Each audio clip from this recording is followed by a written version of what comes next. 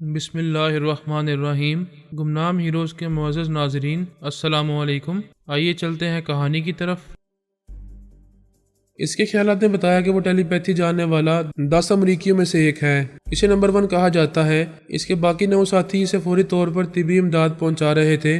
پہلی بار اس پر دل کا دورہ پڑا تھا۔ اس کے خیالات نے بتایا کہ وہ اپنے ساتھیوں کے ساتھ زمین کے نیچے ایک سیل میں ہے۔ یہ وہی انڈر گراؤنڈ سیل تھا جس کے متعلق ان کا دعویٰ تھا کہ کوئی اس خفیہ انڈر گراؤنڈ سیل تک کبھی نہیں پہنچ سکے گا، لیکن حالات اور نمبر 1 کی بدنصیبی نے اولڈ مین کو وہاں تک پہنچا دیا تھا۔ اولڈ مین باقی 9 ٹیلی پیتھی جاننے والوں کے بارے میں معلومات حاصل کر رہا تھا۔ نمبر 1 کی سوچ بتا رہی تھی کہ اس کے 9 ساتھیوں میں 2 نہایت تجربے کار ڈاکٹر ہیں۔ ان میں مکینک اور انجینئر بھی ہیں۔ اس تہہ خانے میں کوئی مسئلہ پیدا ہوتا تھا تو وہ اپنی بہترین صلاحیتوں اور ہنرمندی سے مسائل کو حل کر دیتے تھے۔ باہر کی دنیا سے وہ کبھی رابطہ نہیں کر سکتے تھے، نہ ہی ان کے اکابرین اور فوج کے اعلیٰ افسران ان کی مدد کرتے تھے۔ صرف 3 یوگا جاننے والے افسران اس انڈر گراؤنڈ سیل کا پتہ جانتے تھے۔ ان 10 ٹیلی پیتھی جاننے والوں کی ضروریات کا سامان پہنچانے کے لیے وہاں کبھی کبھی جایا کرتے تھے۔ وہ 3 افسران بھی تہہ خانے میں پہنچنے کے بعد 10 ٹیلی پیتھی جاننے والوں کی صورتیں نہیں دیکھ سکتے تھے۔ وہ تینوں اس تہہ خانے کے صرف سٹور روم تک جا سکتے تھے۔ اس کے بعد آہنی دیواریں تھیں۔ ان دیواروں کے پیچھے ان 10 افراد کی رہائش کے لیے آرام دہ کمرے تھے۔ کئی بڑے ہال نما کمروں میں کمپیوٹرز، الیکٹرونک یا جدید آلات، مشینیں، میڈیکل سے تعلق رکھنے والی مشینیں اور آلات بھی تھے۔ وہ وہاں بیٹھے بیٹھے کمپیوٹرز کے ذریعے دنیا کی تمام معلومات حاصل کرتے رہتے تھے۔ ٹی وی اور ریڈیو کے ذریعے دنیا کے تمام ممالک کے حکمرانوں اور فوجی افسروں کے چہرے دیکھتے تھے اور ان کی باتیں سنتے تھے۔ وہ ای میل کے ذریعے دنیا کے کسی بھی حصے میں کسی سے بھی رابطہ کر سکتے تھے۔ وہ 3 خاص اعلیٰ افسران وہاں سامان پہنچانے کے بعد تہہ خانے سے اوپر آتے تھے، پھر وہاں سے الیکٹرونک آلات کے ذریعے تہہ خانے میں سٹور روم کا آہنی دروازہ کھول لیتے تھے۔ پھر وہ 10 افراد اس سٹور روم سے اپنی ضروریات کا سامان حاصل کرتے رہتے تھے۔ انہوں نے سامان لانے والے 3 افسران کو نہ کبھی دیکھا تھا، نہ ان کی آوازیں سنی تھیں۔ اولڈ مین نے پہلی فرصت میں یہ معلوم کرنے کی کوشش کی کہ وہ انڈر گراؤنڈ سیل امریکہ کی کون سی ریاست میں اور کس علاقے میں ہے۔ اس نے وہاں کا محل وقوع معلوم کرنا چاہا، لیکن مایوسی ہوئی۔ وہ 10 ٹیلی پیتھی جاننے والے یہ نہیں جانتے تھے کہ انہیں دنیا کے کس حصے میں زمین کے اندر چھپایا گیا ہے، اور نہ ہی خیال خونی کے ذریعے کسی کے دماغ میں پہنچ کر وہاں کا پتہ معلوم کر سکتے تھے، کیونکہ امریکی اکابرین، فوج کے اعلیٰ افسران اور دوسرے اہم عہدیداروں میں سے کوئی بھی اس انڈر گراؤنڈ سیل کے بارے میں کچھ نہیں جانتا تھا۔ صرف ایک ٹیلی پیتھی جاننے والا یوگا کا ماہر تھا، جو ان 10 افراد کے دماغوں میں آتا رہتا تھا اور ان کی کارکردگی کی رپورٹ حاصل کرتا رہتا تھا اور ان کے چور خیالات پڑھ کر مطمئن ہوتا رہتا تھا۔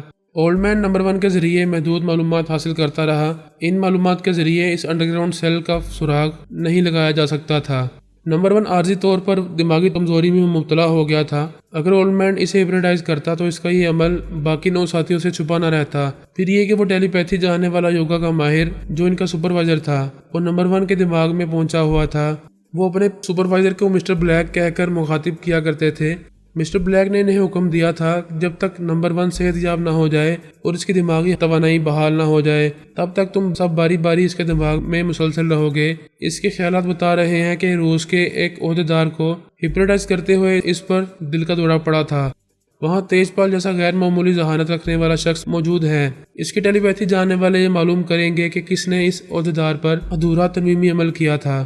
وہ کسی چور راستے سے نمبر 1 تک پہنچ سکتے ہیں، لہذا اس کے دماغ میں مسلسل رہا کرو۔ اولڈ مین نے سمجھ لیا تھا کہ وہ انڈر گراؤنڈ سیل میں پہنچنے کے بعد بھی کوئی خاص کامیابی حاصل نہیں کر سکے گا، نمبر 1 کو اپنا معمول نہیں بنا سکے گا۔ وہ ماسکو میں تیج پال اور اس کے ساتھیوں کے بارے میں معلومات حاصل کرتا رہے گا۔ اس کی نظر کرونا پر بھی تھی۔ وہ اسے اپنی کنیز بنانا چاہتا تھا۔ اسے کرونا کی ہسٹری معلوم تھی۔ وہ ایسی چالاک اور مکار عورت کو اپنے زیر اثر رکھنا چاہتا تھا۔ جب وہ سمجھ گیا کہ نمبر 1 کے اندر پہنچ کر بھی کچھ حاصل نہیں کر سکے گا، تو اس نے سوچا کرونا سے دوستی کرنے کا یہ اچھا موقع ہے۔ وہ نمبر 1 سے نجات حاصل کرنا چاہتی ہے۔ اگر وہ اولڈ مین کے ذریعے اس کے دماغ میں پہنچ کر کوئی خاطر خواہ کامیابی حاصل کر سکے گی، اس کا فائدہ اسے بھی پہنچے گا۔ پھر یہ کہ کرونا اس کی احسان مند رہے گی، اس پر اعتماد کرے گی۔ نمبر 1 کو اپنے قابو میں نہ کر سکی تو اس سے نجات حاصل کرنے کے لیے اسے مار ڈالے گی۔ اس نے کرونا کو اپنا احسان مند بنانے کے لیے اسے نمبر 1 کے دماغ میں پہنچا دیا۔ اس کے ساتھ سونیا اور پارس بھی پہنچ گئے تھے۔ ہمیں بھی وہی محدود معلومات حاصل ہو رہی تھیں۔ سونیا نے کہا واقعی ان امریکیوں نے بڑے سخت انتظامات کیے ہیں، اتنی رازداری سے کام لیا گیا ہے کہ ان کے اپنے ٹیلی پیتھی جاننے والے بھی اس انڈر گراؤنڈ سیل کا پتہ نہیں جانتے ہیں۔ میں نے کہا یہ 10 ٹیلی پیتھی جاننے والے بہت اہم ہیں، لیکن مسٹر بلیک ان سے بھی زیادہ اہم ہے۔ وہ ان 10 ٹیلی پیتھی جاننے والوں کا آقا ہے، وہ اسے اپنے دماغوں میں آنے سے نہیں روک سکتے ہیں۔ مسٹر بلیک کے لب و لہجے کو ذہن نشین کرو، یہ شخص واشنگٹن یا امریکہ کے کسی دوسرے علاقے میں رہتا ہوگا۔ پارس نے کہا میں تو باقی 9 ٹیلی پیتھی جاننے والوں کے بھی لب و لہجے ذہن نشین کر رہا ہوں، کبھی نہ کبھی ان کے دماغوں میں بھی جگہ مل سکتی ہے۔ ہم آپس میں خیال خوانی کے ذریعے باتیں کر رہے تھے۔ اولڈ مین ہماری موجودگی سے بے خبر تھا۔ اس کا خیال تھا کہ اس نے صرف کرونا کو نمبر 1 کے دماغ میں پہنچایا ہے۔ کرونا سے بولا اپنی ذہانت سے کام لو، سوچو کہ کس طرح آئندہ بھی نمبر 1 کے ذریعے اس انڈر گراؤنڈ سیل میں آ سکیں گے۔ کرونا نے کہا میں یہی سوچ رہی ہوں، نمبر 1 پر ہارٹ اٹیک ہوا ہے، اس کی طبیعت بحال ہونے میں خاصا وقت لگے گا، یہ 10-12 گھنٹے سے پہلے دماغی توانائی حاصل نہیں کر سکے گا۔ کوئی تدبیر سوچنے کے لیے ہمارے پاس کافی وقت ہے، تم بھی سوچو میں بھی سوچوں گی۔ وہ یہ باتیں اولڈ مین کے دماغ میں پہنچ کر کہہ رہی تھی، اس کے ساتھ میں، سونیا اور پارس بھی اس کے اندر پہنچ گئے تھے اور اس کے چور خیالات پڑ رہے تھے۔ وہ کرونا کی موجودگی کے باعث ہمیں محسوس نہیں کر رہا تھا، وہ سوچ بھی نہیں سکتا تھا کہ کرونا کا تعلق پارس سے ہوگا اور ہم اس موقع سے فائدہ اٹھا کر اس کے اندر پہنچ جائیں گے۔ اس کے چور خیالات سے معلوم ہوا کہ وہ روسی ہے، آج کل ماسکو کے مضافات میں ایک محل نما عمارت میں رہائش پذیر ہے۔ زار روس کے دربار میں راسپوٹن نامی ایک بہت پراسرار شخص رہا کرتا تھا۔ اس کے بارے میں مختلف رائے قائم کی جاتی تھی۔ یہ کہا جاتا تھا کہ وہ ماہر نفسیات ہے، کچھ ایسے پراسرار علوم جانتا ہے کہ دلوں کے بید بتا دیتا ہے، پرانی تشویشناک بیماریوں کا علاج کرتا ہے اور اپنی خطرناک آنکھوں سے سامنے والوں کو سحرزدہ کر دیتا ہے۔ اس کے بارے میں متفقہ طور پر کہا جاتا تھا کہ وہ جادوگر تھا، اس نے زار روس کی ملکہ اور شاہی خاندان کی دوسری عورتوں کو سحرزدہ کر رکھا تھا۔ زار جیسا مغرور اور سنگ دل بادشاہ بھی راسپوٹن کا عقیدت مند تھا اور اس کے ہر جائز اور ناجائز مشوروں پر عمل کرتا تھا۔ اس بوڑھے کے خیالات نے بتایا کہ وہ راسپوٹن کے بیٹے کا بیٹا ہے۔ روس کے معزز اکابرین اور اونچی سوسائٹی کے افراد اسے راسپوٹن سوم کہتے تھے۔ وہ بوڑھا نہیں تھا، خیال خوانی کے ذریعے خود کو بوڑھا ظاہر کرتا تھا۔ جس طرح بیس بدل کر اصلی چہرہ چھپایا جاتا ہے، اسی طرح وہ بوڑھا بن کر تمام ٹیلی پیتھی جاننے والوں کو دھوکہ دے رہا تھا اور دھوکہ دینے میں کامیاب ہو رہا تھا، کیونکہ تمام ٹیلی پیتھی جاننے والے تجسس میں مبتلا رہ کر کسی بوڑھے کا سراغ لگا رہے تھے۔ مقدر نے ہمارا ساتھ دیا تھا، ہم اولڈ مین کے بارے میں اہم معلومات حاصل کر رہے تھے، اب اسے تلاش کرنے کے لیے بھٹکنے کی ضرورت نہیں رہی تھی۔ اس وقت وہ یہی سمجھ رہا تھا کہ اس نے کرونا کو پھانسنے اور اسے دوست بنانے کے لیے اپنے دماغ میں آنے کی جگہ دی ہے، جبکہ میں، سونیا اور پارس اس کے اندر پہنچے ہوئے تھے۔ اس کا خیال تھا کہ جب تک کرونا اس کے دماغ میں رہے گی وہ اسے نمبر 1 اور انڈر گراؤنڈ سیل کے معاملات میں الجھائے رکھے گا، اسے اپنے چور خیالات پڑھنے کا موقع نہیں دے گا۔ وہ اس خوش فہمی میں دھوکہ کھا گیا تھا کہ کرونا کے اندر کوئی نہیں ہے اور وہ تنہا اس کے اندر پہنچی ہوئی ہے۔ اس نے کہا تم دیکھ رہی ہو کہ میں نے تم سے دوستی کرنے کے لیے ناممکن کو ممکن بنا دیا ہے، تمہیں نمبر 1 اور انڈر گراؤنڈ سیل کے اندر پہنچا دیا ہے۔ وہ بولی بے شک تم میرے بہترین دوست بن سکتے ہو، میں نے تمہارا اعتماد حاصل کرنے کے لیے تمہیں اپنے اندر آنے کی اجازت دی ہے۔ تم نے اتنی دیر تک میرے اندر رہ کر میرے چور خیالات پڑھے ہیں اور نہ مجھے کسی طرح کا نقصان پہنچایا ہے۔ بے شک تم مجھ پر اعتماد کر رہے ہو اور میں تمہارے اعتماد پر پوری اتر رہی ہوں، اس طرح میں بھی تمہارے لیے قابل اعتماد ہوں، مجھے بھی آزماؤ، مجھے بھی اپنے اندر آنے دو، اب تو بھروسہ کرو۔ میں بھروسہ کر رہی ہوں، جب کبھی بہت ضروری ہوگا تو تمہیں اپنے اندر آنے سے نہیں روکوں گی۔ ابھی میں تنہائی میں نمبر 1 کے سلسلے میں غور کروں گی کہ اسے کس طرح اپنے قابو میں کر سکتی ہوں۔ ابھی ہم دونوں مل کر غور کر سکتے ہیں۔ تم اپنے بنگلے میں تنہا ہو، رات رنگین بھی ہوگی اور ہماری دوستی مستحکم بھی ہوتی رہے گی۔ تم کیسے جانتے ہو کہ میں اپنے بنگلے میں تنہا ہوں؟ یہ جاننا کون سی بڑی بات ہے، میں تمہاری ممی اور ڈیڈی کی خیالات پڑھ کر معلوم کر چکا ہوں، وہ ماسکو سے باہر گئے ہوئے ہیں۔ تمہیں معلوم ہونا چاہیے کہ میرا ایک آئیڈیل محبوب ہے، میں اسے دل و جان سے چاہتی ہوں، اس کی جگہ کسی دوسرے کو نہیں دوں گی۔ اچھا تو کسی نے پہلے ہی تمہارا دل جیت لیا ہے، کون ہے خوش نصیب؟ اس کے بارے میں مت پوچھو، میں اسے دل میں چھپا کر رکھتی ہوں۔ کوئی بات نہیں، مجھے تمہاری محبت نہیں ملے گی، دوستی تو ملے گی۔ بہرحال نمبر 1 کم از کم صبح تک دماغی کمزوری میں مبتلا رہے گا، اس سے پہلے اسے ٹریپ نہ کیا گیا تو ہمارے ہاتھوں سے نکل جائے گا، ہمیں اس کے دماغ میں جگہ نہیں ملے گی، انڈر گراؤنڈ سیل میں پہنچنے کا پھر کوئی ذریعہ نہیں رہے گا۔ اب تم جاؤ، میں سوچوں گا کہ اس سلسلے میں کیا کر سکتا ہوں۔ اس نے سانس روک لیا۔ کرونا دماغی طور پر اپنی جگہ حاضر ہو کر پارس سے بولی، کیا تم بھی اس اولڈ مین کے اندر پہنچے ہوئے تھے؟ کیا تم نے اس کے چور خیالات پڑھے ہیں؟ پارس نے اسے جھوٹ کہا، میں نے کوشش کی تھی لیکن وہ بڑا گاہک بوڑھا ہے، وہ اپنے چور خانے کو مکفل رکھتا ہے۔ نمبر 1 کے بارے میں بتاؤ، ہم کس طرح آئندہ بھی اس کے دماغ میں رہ سکیں گے؟ وہاں انڈر گراؤنڈ سیل میں اس کے ٹیلی پیتھی جاننے والے 9 ساتھی ہیں، وہ باری باری اس کے دماغ میں مسلسل رہیں گے۔ پھر ان سب کا ایک پراسرار باس ہے جسے وہ سب مسٹر بلیک کہتے ہیں۔ نمبر 1 کے خیالات نے بتایا ہے کہ وہ 10 ٹیلی پیتھی جاننے والے مسٹر بلیک کے اندر نہیں جا سکتے، بلیک ان کے اندر آتا رہتا ہے، وہ ان کا عامل ہے، آقا ہے اور ان کے ٹیلی پیتھی جاننے والے شعبوں میں سب سے اعلیٰ افسر ہے۔ مسٹر بلیک اس وقت تک بہت محتاط رہے گا جب تک نمبر 1 دماغی توانائی حاصل نہیں کرے گا، اس کے بعد ہی اسے اطمینان ہوگا کہ کسی نے نمبر 1 کو تنظیمی عمل کے ذریعے ٹریپ نہیں کیا ہے۔ کرونا نے کہا، میں ماسکو آنے کے بعد یہ سمجھتی رہی کہ تیجپال اور اس کے ساتھی میرے سب سے بڑے مخالف ہیں، مجھے صرف ان سے ہی نمٹنا ہوگا، ان سے نمٹ چکی ہوں، نمبر 1 میرا مخالف بنا ہوا ہے۔ اس کے بعد ایک تیسرا پراسرار ٹیلی پیتھی جاننے والا بوڑھا پیدا ہو گیا ہے، میں تیجپال کی طرح نمبر 1 کو اپنا معمول نہ بنا سکی تو اسے ہلاک کر دوں گی، ورنہ یہ دماغی توانائی حاصل کرنے کے بعد یہاں میرے لیے مسائل پیدا کرتا رہے گا۔ اس کے بعد وہ بوڑھا رہ جائے گا۔ جب سے تم میرے ساتھ ہو میں کسی سے نہیں ڈرتی ہوں، اس بوڑھے سے بھی نمٹ لوں گی۔ پارس نے کہا، نمبر 1 کو ہلاک کرنے میں جلدی نہ کرنا، آخر وقت تک انتظار کرنا، ہو سکتا ہے دماغی توانائی بحال ہونے تک ہمیں اسے ہپنوٹائز کرنے کا اچانک کوئی موقع مل جائے، حالات کو بدلتے ہوئے دیر نہیں لگتی، ہو سکتا ہے حالات ہمارے موافق ہو جائیں۔ وہ اور پارس وقفے سے نمبر 1 کے اندر جانے لگے۔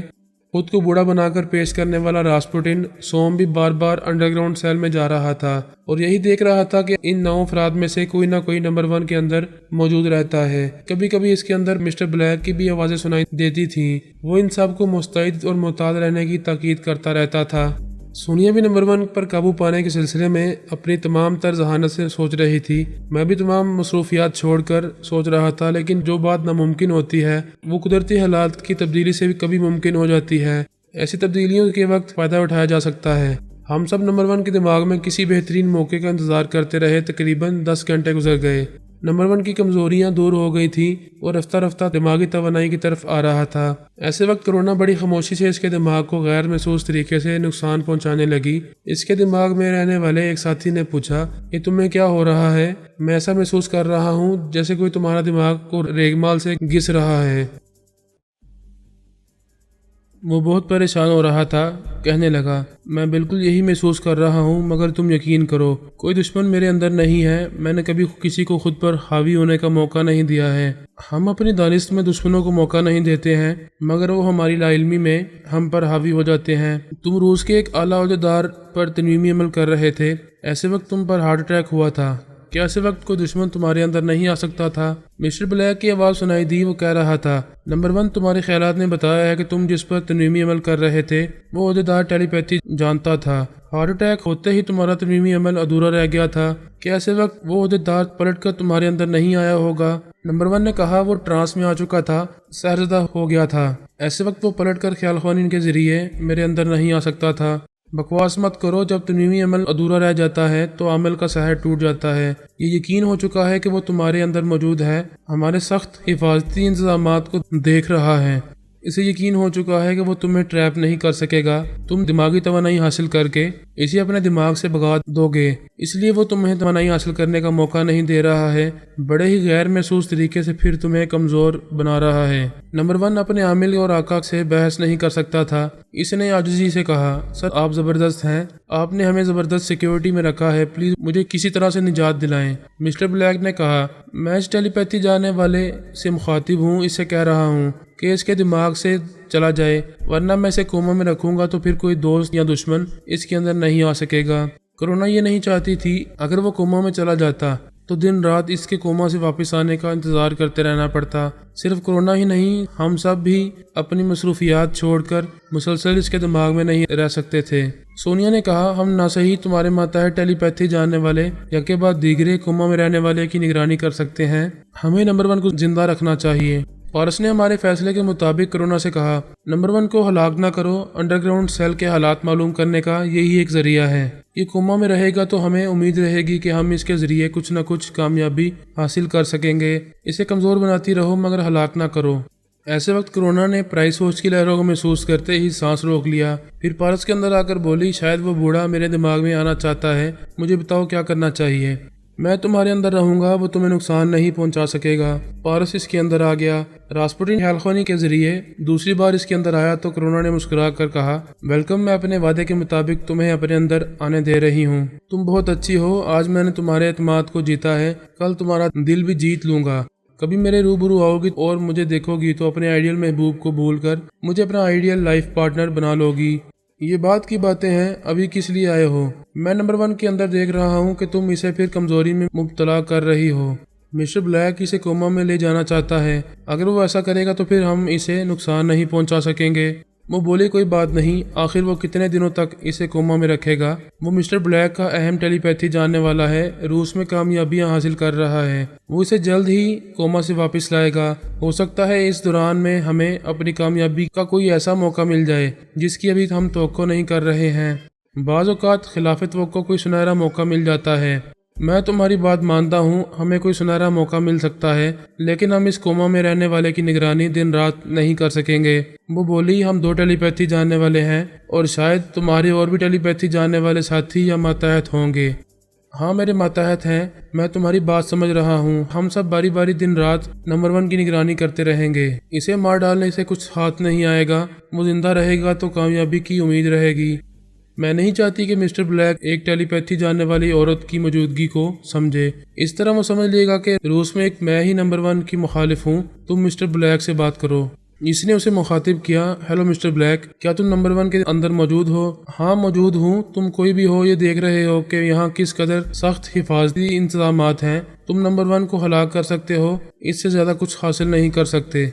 मैं नादान नहीं हूँ, इसे हलाक नहीं करूँगा, लेकिन इसे दिमागी कमजोरी में मुब्तला रखूँगा। इस तरह कम अज़ कम अंडरग्राउंड सेल में पहुँचता रहूँगा। पहुँच कर क्या करोगे? ये 10 टेलीपैथी जानने वाले यहाँ से बाहर निकलने का रास्ता नहीं जानते और ना ही इस अंडरग्राउंड सेल का महले वकूअ जानते हैं।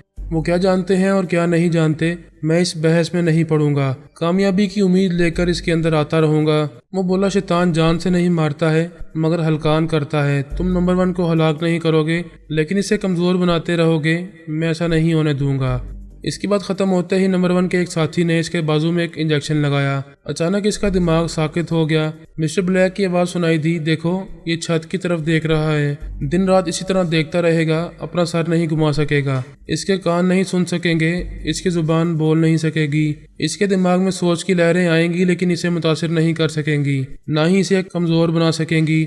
ये सिर्फ सांस लेता रहेगा और इंजेक्शन के जरिए खुराक हासिल करता रहेगा। मिस्टर ब्लैक कहका लगाकर खामोश हो गया। आइंदा हम नंबर 1 के अंदर जाकर इसके जरिए सिर्फ एक छत को देख सकते थे, इसके किसी भी साथी की आवाज़ नहीं सुन सकते थे और ना ही इसे दिमागी नुकसान पहुंचा सकते थे। मिस्टर ब्लैक ने अपने नंबर 1 को नामालूम मुद्दत के लिए हमसे दूर कर दिया था। मैंने अपने 4 मतहतों को हदायत दी कि वो बारी बारी नंबर 1 के दिमाग में रहा करें। अगर वो अचानक कोमा से निकले और इसे हिप्नोटाइज करने का मौका मिले तो एक लम्हा भी ज़ाया किए बगैर इसे मामूल बना लें और इसके दिमाग को लॉक कर दें। ये बात इसके जहन नशीन कर दें कि वो इस तनवीमी अमल को भूल जाएगा और मिस्टर ब्लैक को यही तासर देगा कि वह दुश्मनों से महफूज है। रास्पुटिन भी अपने मतहतों को यही हुक्म दे रहा था। इसके बारे में हमें मालूम हो चुका था कि मॉस्को के मुज़ाफ़ात में एक बहुत बड़ी इमारत है। इस इमारत को रास्पुटिन पैलेस कहते थे। वो इसी पैलेस में रहता था। पारस ने हमें वहाँ के चंद अफराद के दिमागों में पहुँचाया। हम इन अफराद के जरिए रास्पुटिन पैलेस के बारे में मालूमात हासिल करने लगे। पता चला कि इस पैलेस का मालिक एक बहुत ही खूबरो शख्स है। इसकी शख्सियत बहुत पुरकशिश है। जो इससे मिलता है वो इसका दोस्त और अकीदतमंद बन जाता है। वो अपने दादा रास्पुटिन की तरह पहली ही मुलाकात में औरतों को सहज़दा कर लेता है। वो औरतों को फांसता था। हमने औरतों ही के जरिए इसे फांसना शुरू किया। हम ये समझते थे कि इस पैलेस में इसके तमाम खिदमतगार योगा के माहिर होंगे। वो किसी आम शख्स को अपना मुलाजिम नहीं रखेगा। फिर ये कि जो इससे मुलाकात करता होगा वो इस मुलाकात करने वाले के ख्यालात ज़रूर पढ़ता होगा। सोनिया एक ऐसी हसीना के अंदर पहुंच गई जो इसकी खास महबूबा थी। वो इसे अपनी दाश्ता बनाकर पैलेस में रखता था। इस हसीना के ख्यालात से पता चला कि वो हमेशा पैलेस में नहीं रहता है, कभी कभी चंद दिनों के लिए कहीं चला जाता है। इन दिनों भी वो पैलेस में नहीं था। रास्पुटिन के चोर ख्यालात से हमें ये मालूम हो चुका था कि वो मॉस्को में है। इस हसीना के ख्यालात से पता चला कि मॉस्को में रहने के बावजूद वहाँ से चंद मील के फासले पर अपने पैलेस में नहीं आ रहा है। मैंने सोनिया से कहा, इसका मतलब ये है कि मॉस्को में भी इसकी कोई प्राइवेट रिहाइशगाह है। जब तक वो पैलेस में नहीं आएगा हम इस हसीना के जरिए इसे करीब से नहीं देख सकेंगे।